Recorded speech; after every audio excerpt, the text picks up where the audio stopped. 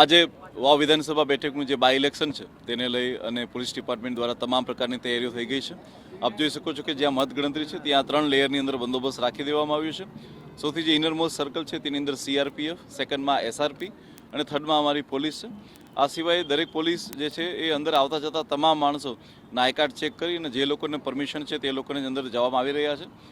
અંદર મીડિયાની ટીમો અને સાથે સાથે જે ચૂંટણી એજન્ટો જવાના છે તમામના મોબાઈલ જે છે એ એક જગ્યાએ જમા થઈ જાય અને ત્યારબાદ જ જે છે વારાફરતી અંદર જાય એ પ્રકારની વ્યવસ્થા બી ગોઠવી દેવામાં આવી છે.